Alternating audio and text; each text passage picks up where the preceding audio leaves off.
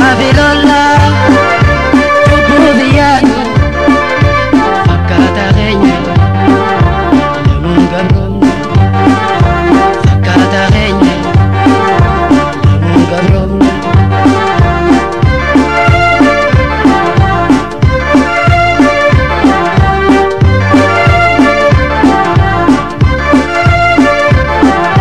Sinada Bada Yarodera Bata Kalmesenarra Ife walkare atunya mara Arga chulolla oromo narra Sinada bata Yarodera Kaya bata Kalmesenarra Ife walkare atunya mara Arga chulolla oromo narra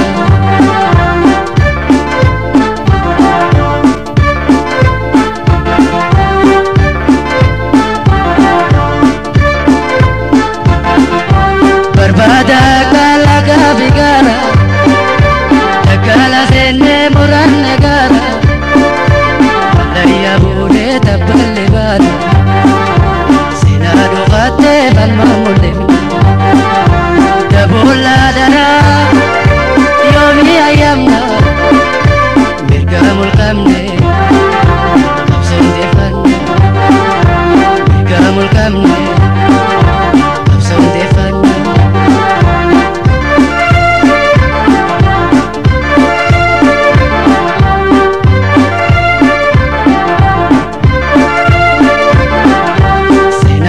Bata Yarodera Kaya bata Mesenara Ife walkare atunya mara Argachulolla oromo narra Sinada bata Yarodera Kaya bata Mesenara Ife walkare atunya mara Gachulolla oromo narra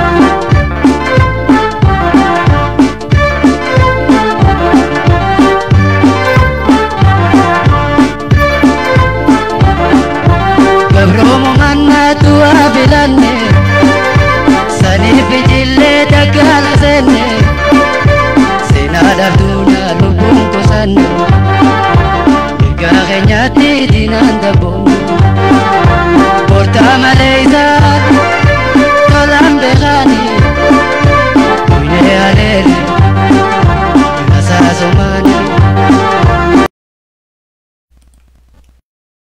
Ashama jara jirtu dhaggeeffattoota fi hordoftoota irree miidiyaa nageenyi keenya bakkuma jirtanitti isin arqabu jecha eegaa ka har'a sagantaa hanga tokko walitti qabannee istiidiyoo seennee jirra. Eegaa ka ilmaan Oromoo dhaggeeffattootaa fi hordoftootni irree miidiyaa namoonni seentanii online irratti nu hordofuu jirtan share godhaatii waliif dabarsaa. Share godhaa waliif dabarsaa.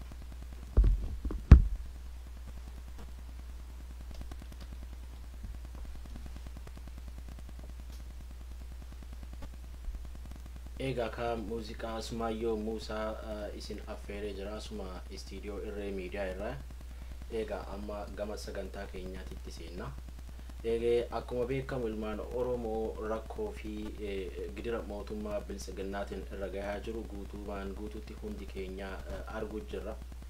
Egaa kanaafuu wanni nurraa eegamu tokko taanee tokkummaan diina kana beektanii ka ofirraa buqqisuudha jechuudha. Carraan nuti qabnu maaliif kaleessas duunee ajjeefamne dhiiga ilmaan Oromoo kuma torba ol kata'uun beektanii ka mootummaa kana gara masaraa mootummaa seensisuu dandeenye jirra. Egaa kabajaanis wanni hundinuu Oromoof hin taane Oromoof hin malle deebi'ee gabrummaa sanitti deebisuu jira jechuudha.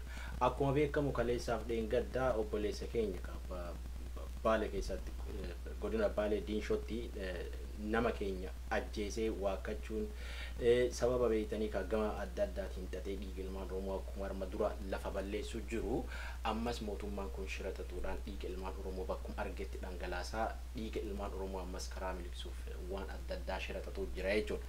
egaa kanuma sababeeffatee hawaasni keenya guutumaan guutuutti godina Baalee obboleewwan teenya qarree fi qeerroon diddaa mul'isuu jiranii diddaan kun ammoo godinuma san keessa qofatti akka hin hafne fakkeenya beeytanii kan bara maaster pilaanii godina Shawaa Ginci keessatti dhoote saniin wal fakkaateet guutumaan guutuutti akka Oromiyaa hundaa dhaqqabuu danda'u ilmaan Oromoo xiqqaa fi guddaan diduudha qofaadha jechuudha mootummaa kana kan barbaachisu.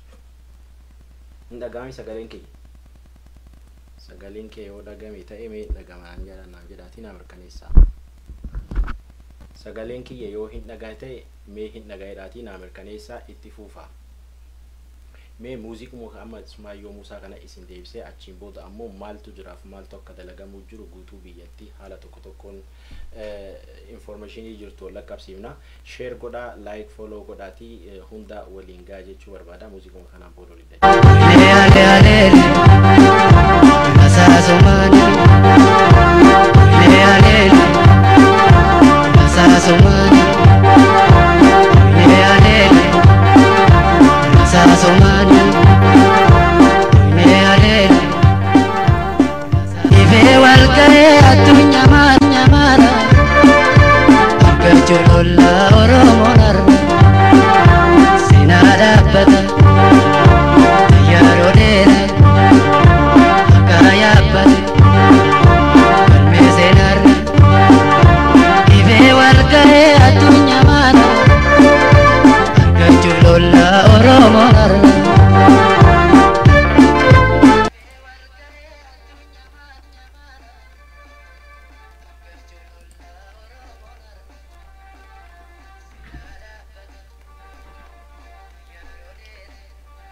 Hayyee amma sagantaa keenya tottolfannee qajeelfannee istiidiyoo keessatti argamna. Ilmaan Oromoo kan kaabaa fi kan kibbaa, kan bahaa fi kan lixaa warrootni na hordofuu jirtan irreen miidiyaan akka Oromiyaa guutuu akka ilma Oromoo guutuu dhaqqabu share gootanii like gootanii hunda akka dhaqqabsiiftan gamanumaan kabajaan isin gaafadha jechuudha. Egaa ka rakkoon hawaasa keenya irratti adeemamuu jiru kana jedhamee kan tilmaamamu miti. Kaleessas taanaan ilmaan Oromoodhaa diddaa barbaachisu godhuun hanga tokko kabajaa ofitti horee jira jechuudha mootummaa wayyaanee dhagaan bombii fi rasaasa jala dhaabbatee ofirraa dachaasee jira. Egaa ka amma mootummaan an Oromoodha jedhee masaraa mootummaa seenee ammas ilmaan Oromoo ajjeesuu fi beeytanii ka hidhuuf gidira adda addaatti mul'isuuf irratti dalagaa jira jechuudha. Kana wanni mul'achuu jiru wanni arguu jiru. Akkuma beekamu Baalee keessatti miidiyaa irratti guutumaan guutuutti waan arguu jirru obboleessa keenya poolisiin inni leenjisee gadi yaase poolisiin inni mindaa kaffaluuf hawaasa keenya keessatti obboleewwan teenya nurraa galaafachuu jiran jechuudha akkuma kaleessaa. Kana qofaa miti nama keenya hidhuu fi gidira adda addaa irratti adeemsisuu jira jechuudha. Hawaasni keenya kana argaa gabrummaa bara dheeraa yeroo hundaa laakkaa'uuf yeroo hundaa ofirratti eegoo osoo hin taane qarree fi qeerroon guutumaan guutuutti Oromiyaa keessaa dadammaqee mootummaa kana ofirraa deebisuun dirqama ta'a jechuudha. Ajjeefamuu fi gidirfamuun salphinni Oromoo ganamaa galgala nurra adeemamuu jira. Egaa kaayaa ilmaan Oromoo maali kun wanni beeytanii ka salphina akkanaa kana keessa seenne dubartiin teenyan kabajamtu, daa'imman teenyan kabajamtu, dargaggeessi keenyan kabajamu, guddaan keenyan kabajamu biyyuma teenya keessatti waa yakka biraa hin qabnu. Yakki Oromoon dalage hin jiru. Mootummaan kaleessa beeytanii kan ni ta'a jedhamee fidameelleen yeroo akkasitti gaddeebee ilmaan Oromoo ajjeesu yeroo ilmaan Oromoo beeytanii ka gidira adda addaa salphina adda addaa yeroo Oromoo irratti mul'isu kana diina mufira jenna. Diina keenya mufira jenna kana. Egaa ka yaa ilmaan Oromoo wanni godhuu qabnu tokko taanee afaan tokko dubbannee mootummaa kana guutumaan guututti ofirraa kaasuun dirqama ergaa jedhu dabarfachuu barbaadeetan. Amma gama tokko waan tokko yoo laalle mootummaan kuni asiin afaan isaa tolfatee asiin ammoo ilmaan teenya adamsaa ajjeesaa mana hidhaatti galchaa poolisiin inni leenjisee gadi baafate nageenyaaf inni jedhee silaa nageenyaaf inni leenjifatee gadi kaayyate mana keessa seenee yeroo dubartii teenyaaf daa'imman Oromoodhaa yeroo reebu salphina olii ta'ee mul'ateera jechuudha. Kanaafu mootummaan kun Oromoof diinamoo silaafuu fira ta'uu isaa walii wallaallee jirra nuti. Kaleessa yeroo kenninee fi jirra. yeroo kenninee fi yeroo isaa keessatti guyyaa tokko waan oromootiif waan oromoo gammachiisaa waan oromoof silaa beeytanii ka ta'aa yeroo tokkollee dalagee hin beeku ammallee as deebisee diinummaa isaa oromoo mul'isuu malee kanaafi amma wanni nu godhuu qabnu wanni nu hojjechuu qabnu wal dhagayuudha tokko ta'uudha tokkummaan oromoon guutumaan guututti qabu sun namoonni keenyas kan gama siyaasaatiin warroonni sadarkaa hooggansaatti jirtan guutumaan guututti wal dhagayuu fi wal faana deemuu san qofatu oromoo tana afaan bineensaa keessaa baasaa waan jedhu beeytanii kaanis ergaa kee qabaa jechuudha. Kaleessa qabsoo barbaachisu oromoon hanga dhaa godhuutti ture abbootii keenyarraa qabsoo barbaachisu godhuutti ture nullee kunoo itti dhufne eegaa kaa dhaloota kana keessatti oromoo yoo hin jijjiiramne oromoo yoo bilisa hin baane ammallee dhaloonni ni boodaa rakkoo gabrummaadhaa irratti booyaati ka guddatu jechuudha rakkoo gabrummaa san dhandhamaa ka guddatu jechuudha eegalle summii gabrummaadhaa nuti eegallee hadhaa san beeytanii dadhabnee as geenye hadhaa ammalleen gabrummaan qabdu tana hadhaa itti aantuuf ammoo yookiin ammoo dhaloota itti aanuuf osoo hin dhaalchisin mootummaa kana hanga danda'ameen diduu qabna bakka jirrutti dhiibbaa irra godhuu qabna bakka jirru hunda Oromiyaa lixatti naannoo Oromiyaa lixatti Wallagga keessa wanni inni godhaa jiru ijoollee waggaa 3 daa'imman yeroo inni ajjeesu daa'imman xixiqqoo yeroo inni rasaasaan rukutu isa dheengadda bara darbe mootummaa wayyaaneedhaa daa'imman waggaa 8 waggaa ijoollee xixiqqoo yeroo isaan ajjeesan kan ammaa kunis yeroo akkas godhu garaagarummaa mootummaa kanaatiif kasanii maali koppii ta'ee dhufe malee koppii peestii ta'ee dhufe malee kanaafu mootummaan kunis ammaa wanni inni godhuu jiru hidda isaa gadi jabeeffatee duranaa ilmaan oromoo takka mana keessa seenee fixuuf deema waan ta'eef oromoon guutumaan guutuutti ammuma kana irree isaa cimsatee irree isaa jabeeffatee mootummaa kana jala dhaabbachuu qaba waan jedhuuf jechuudha. Kanaaf wanni beeytanii ka godina Baalee keessatti godhamaa jiru waan garaa nama nyaataati. Ijoollee rasaasaan rukutu jira. Ijoollee aara beeytanii ka ukkaamsee summaa beeytanii ka ijoolleen akka lafaa hin kaane katti darbachuu jiraniitu jira. Aara summaa jechuudha sabbombii beeytanii ka wannaa qabu. Ija darbanii ijoollee teenya ija nurraa balleessuu jiran. Ijoolleen tun waa takka hin goone nama keenya ka du'e illee awwaalachuu dadhabne sadarkaa nama keenya ofii isaaniitii ajjeesanii ni awwaalalna jedhanii yeroo Oromoon gaafatu yeroo hawaasni gaafatu awwaalchallee dhooggatee jechuudha mootummaan kun. Eegaa ka deeggartoonni biltsiginnaa ka maqaaf Oromoo himattan mee mootummaa kana irraa maal eegdan isin mootummaa kana maal isaan ilaaltanii jala deemtan? Eega nama keenya ka ajjeefame ka rasaasaan nama keenya ajjeefame awwaalachuu dhoogge hawaasa keenya waan argu jirru waan laalu jirru malee dhara isaarraan kenne nuti dhara wayirra kennee dhararraan kenne waan arraaf kaleessa dalagamaa jiru guyyaa guyyaan dabaa fi shira mootummaa kanaa malee guyyaa tokko wanni mootummaan kun dalaga hin jiru. Eegaa ka shira akkanaa kan uummata irra xaxaa akkamiif hawaasni keenya jallisa? Isin hoo akkamitti biltsiginnaa jettanii biltsiginnaa deeggaruu dandeettan hawaasni keenya? Kanaafuu mootummaan kun mootummaa Oromoo balleessuuf deemu. Mootummaan kun mootummaa guutumaan guututti lafa Oromoollee qabeenya Oromoollee eenyummaa Oromoollee balleessuuf deemu waan ta'eef guutumaan guututti isinis deeggartoonni biltsiginnaadha. Warrootni beeytanii ka hanga tokko faayidaa irra dhaabbattanii gama isaa deemuu jirtan gama sabaa as garagalaa isiniin jechuu barbaadan. Saba keessan isinii hoyi. Saba keessan kan irraa dhalattan, saba keessan kan irraa guddattan.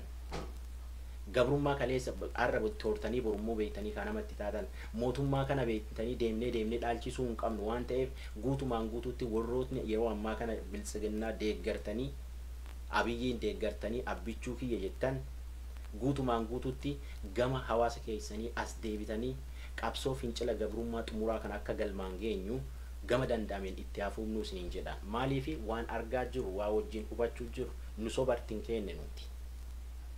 Kaleessa yeroo Abiyyi Muhammad yeroo masaraa mootummaa qabatu diina beeytanii ka maqaa Oromummaatiin isarra dhagaa darbachuu turre bira dhaabbannee irraa dhooggu turre. Lakkaa dhiisaa jennee wajjin beeytanii ka wajjin ittiin tumsine irraa deebisuu turre nu. Eegaa ka kaayyoo Oromootii fi akeeka Oromoo namni kun erga dagatee waa hundaa dhiisee Oromoo miidhutti seene. Nu maal jenna maal goona nu? Kaleessa kanaaf qabsoomne? No, kanaaf hin qabsoomne nuti. Kaleessa kanaaf obboleewwan teenyatti dhabnee qabsoo kanatti saniifillee miti. Kanaafuu gaafiin ilmaan Oromoodhaa kaleessa gaafattee beeytanii ka cileetti taate sun ka beeytanii ka Oromoon kaleessa itti hidhamee gidirri adda addaa sun irra ga'e ilmaan Oromoo biyya abbaa isaanii keessa jiraachuu dadhabanii ilmaan Oromoo biyya abbaa keenyaa keessa jiraachuu dadhabnee yeroo daangaa qaxxaamurree galaanaa fi qurxummiin beektanii kan nu nyaate gammoojjii keessatti yeroo hafne mootummaa gabroonfataa kana dadhabneeti. Haa ta'u garuu ammoo irraa tamaayiidhaa obboleewwan teenya hedduu qaalii itti dhabnee sadarkaa saniin mootummaa beektanii gabroonfataadhaa erga bakka dachaafne mootummaan kun dhufee anatu hojjeta anatu dalaga jedhee sobaan afaan isaa midheeffatee har'ammoo qe'ee Oromiyaa keessa garagalee gocha mootummaan kaleessaa sun nutti hin raawwanne inni har'a nurra raawwachuu jira. Salphinnaa miti. Mootummaan wayyaanee guyyaa tokko hidhattoonni isaa mana dubartii Oromoodhaa seenanii guyyaa tokko dubartii hin reebne. Daa'imman Oromoodhaa hin reebne. Mootummaan ammaa kan maqaa biltsiginnaa deemee beektanii ka hawaasa keessa socho'uu jiru hidhattoonni isaa ka beektanii ka taaksii mootummaan ummata irraa guuree fuudhee mallaqa kaffaluuf mindaa kaffaluuf ummanni sun kabajaa dhabee yeroo rasaasa mootummaan itti kenneen yeroo reebamu hawaasni kiyya arguu wanni na dadhabsiisu hin jiru jechuudha. Kanaaf hawaasni kiyya hawaasni Oromoodhaa guutumaan guututti tokko taanee isa fincila diddaa gabrummaadhaa kabara 2015 gincirraa dhoote amma fakkeenyummaan isaa Baalee keessatti eegalamee jira waan ta'eef hawaasni Oromoodhaa guutumaan guututti isa gincisan eegalee Baalee keessaa sochiin eegalee jira amma akka Harawaatitti. Shaashamanneef Dodola Adaabbaan irraa fuudhi waliin gayaa Kabaalee fuudhi Kabaalee ka isan Shaashamannee irraa fuudhi Arsiin Nageellee illee irraa fuudhee Harargeenis beektanii ka guutumaan guututti irraa fuutanii mootummaan nu tuffatee beektanii ka akka gonnatti nulaa jiru kana lakkoofsa kennuufiif dirqama keenya jechuudha. Dirqama keenya Wallaggi ganamaaf galgala akkuma ajjeefamtee jirti.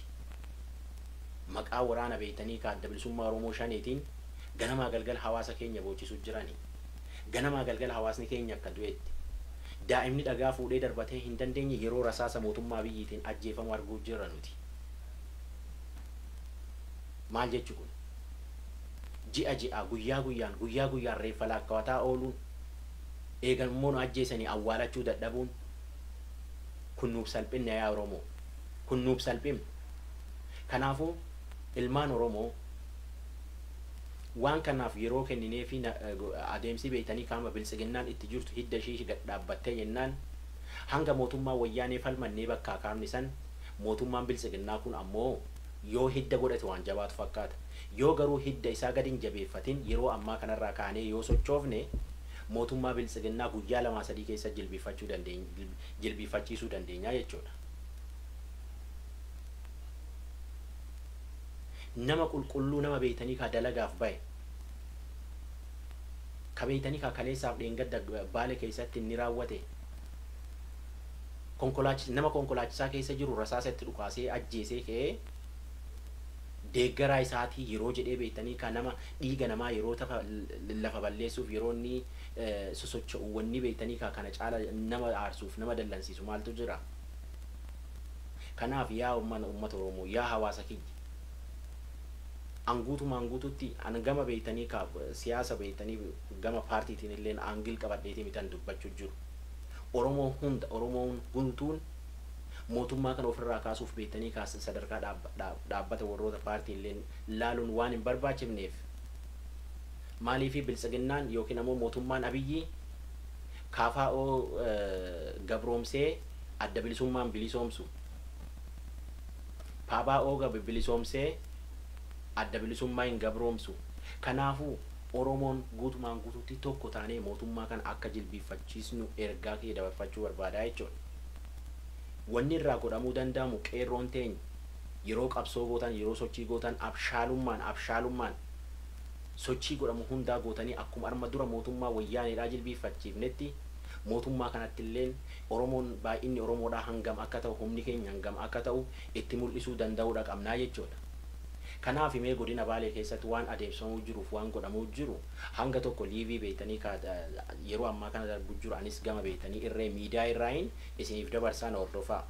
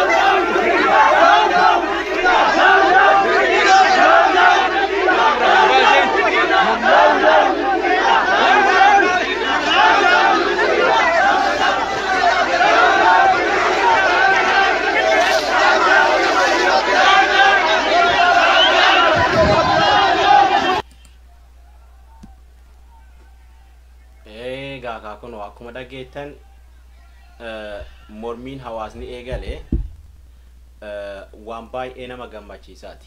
Wanni akkanaa kuni waan beeytanii ka qalbii nama deebisaati. Maaliif hawaasni yoo dide mirga hawaasaati. Kanaaf daawon biltsiginnaa jechuu jiran biltsiginnoon immoo warri biltsiginnaa taatanii warri biltsiginnaa deeggartan guutumaan guututti waan beeytanii ka social media irra deemamaa jiru waan qabatamaa waan argaa jiru ni jira jechuudha.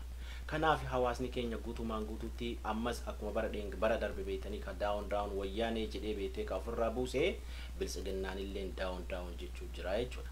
Kanaaf hawaasni keenya guutumaan guututti of eeggannoodhaan sirritti mootummaa nama nyaatu kana mootummaa beeytanii ka uummata Oromoo gabroomsuuf ka'e kana ofirraa buqqisuu qaba waan jedhuuf beeytanii ka seene namoonni ammoo beeytanii ka argitan share godhaatii hunda waliin gayaa. Wanni biraa ammoo maalidha? Wanni beeytanii ka hawaasni keenya diduuf wanni hawaasni keenya sinfeen wanni jedhuuf guutumaan guututti mootummaan kaleessa waadaa hawaasa kanaaf gale waadaa isaa waan jisseef waadaa hawaasa Oromoodhaa beeytanii ka kaleessa gale kaleessa beeytanii ka silaa uummata Oromootiin ol bahee mootummaa argate gaafii Oromootiif beeytanii ka waan Oromoon irraa barbaadu san waan ganeef Oromoon ammallee itti dammaqee jechuudha. Hawaasni dammaqee ammoo mirga isaanii gonfata. Yoomillee taanaan mirgi hawaasa keeyyaa duubatti beeytanii ka gabrummaa wanni deebi'uuf hin jiru jechuudha. Kanaaf hawaasa koo ilmaan Oromoodhaa mootummaan kun osoo gaddi beeytanii ka hidda isaa hin jabeeffanne hawaasa beeytanii ka Oromoodhaa qofaa irratti xiyyeeffatee kanneen hojjechuu jiru malee hawaasa biroo kan inni irratti beeytanii ka dhagaa darbatu tokko illee argine nuti. Hawaasa Oromoo hidhuu fi ajjeesuu gidiruu kanniintu mul'atu jira. Kanaaf qabsoon beeytanii ka naannoo tokkorraa naannoo tokkotti kaate guutumaan guututti uummata Oromoo akka dhaqqabuu danda'u ergaa beeytanii ka barbaachisu waliif kennee waliif dabarsinee qeerroon teenya tokkummaan jabaanneetiin mootummaa kana ofirraa kaasuun dirqama ta'a jechuudha. Kaleessa silaa qeerroon arda haratti baafattii turte mootummaa wayyaaneedhaaf fincila barbaachisutti kaaftee dhagaan beeytanii ka Maqalee galchitee jirti. Silaa arda wanni akkanaa kun silaa qeerroof hin eegamu ture. Uummata Oromootiif silaa hin kennamu ture haalli kun. Garuu ammoo mootummaan kun deebi'ee beeytanii ka anatu isin caala irree qaba jechuun waa hundaa qaqqajeelfatee tolfatee uummata Oromoo gabroomsuuf deeme jechuudha. Amma itti dhiyoo jirra irraan fagaanne itti jirra jechuudha. Kanaafuu mootummaan kun osoo ammas deebi'ee hidda isaa gadi hin jabeeffateen waggaa 15 waggaa 20 jedhee waggaa 30 jedhee tilmaama isaatiitti sirna gabrummaa beeytanii ka waggaa dheereffachuuf deeme waan ta'eef hanga danda'ameen wal ijaarree wal faana taaneet mootummaa kana ofirraa buqqisuun dirqamaa jechuudha. Obboleewwan kiyya kabeetanii ka ganamaa galgala hidhamee torcheerra adda addaa irra godhamu kabeetanii ka mootummaan hidhachiisee namoota beeytanii ka hidhachiisee gadi baase kabeetanii ka rasaasa nama dhukaasu ummatuma irraa dhalate ummatuma beeytanii ka waliin guddate. Kanaaf mootummaan kun seerri isaas tarsimoon siyaasaas wanni tokkollee beeytanii ka uummata Oromootiif waan ta'u hin fakkaatu waan ta'eef hawaasni keenya hanga danda'amu mootummaa kana ofirraa buqqisuuf jabaatee hojjechuu qabu waan jedhuufi eegaa kan namoonni na hordofuu jirtan namoonni nu daawwachuu jirtan irree miidiyaa sheer gootanii hunda akka wal qaqqabsiiftan gamanumaan isin gaafadha sagantaa birootiin ammoo hanga walitti dachaanutti nagaatti naa oolaa nagaatti naa turaa isin jedha eegaa ka sagantaa tokko illee isin qopheessee gamanumaan isin geggeessaa namoonni seentanii na daawwachuu jirtan sheer godhaatii waliif dabarsaa haalli mootummaan bilisiginnaadhaa guutuu oromiyaa keessatti beeytanii ka oromoo cunqursuuf oromoo jilbiifachiisuuf wanni inni godhu jiru waan baay'ee garaa nama nyaataati haala akkanaa kana ammoo haala amma godhamaa jiru kana ammoo diinni nurratti raawwanne jechuudha waan diinni nurratti raawwanne waan wayyaaneen nurratti raawwanne nurra raawwachuu jira jechuudha kanaafu mootummaan kun hin beekamu mootummaan kun garam akka ta'e beektanii kan wanni oromoon irraa beekuu hin jiru mootummaan kun akkuma dhufeen beektanii ka gaafii oromoo guutumaan guututti dhiisee sirna beektanii ka bulchiinsa nafxanyaa san jala ka'e waan ta'eef oromoon sirna bulchiinsa nafxanyaa san yoomillee taanaan fudhachuu hin qabu hin fudhannus waan ta'eef mootummaan kun guutumaan guututti oromiyaa keessaa buqqa'ee oromoon ammoo ilmaan isaatiin hayyoota isaatiin beektota isaatiin biyya ofii keessatti akka barbaadetti qaama barbaadeen beektanii ka filatee akka buluudha ka barbaannu waan taateef namoonni na hordofuu jirtan namoonni dhageeffachuu jirtan irree miidiyaa sheer godhaa laayik godhaatii hunda waliin gaa nagaatti naa oolaa turtii gaarii nu biraa amma gara bariitii isin biraa ammoo gara galgalaati waan ta'eef gama Afrikaatii nagaatti isiniin jedha.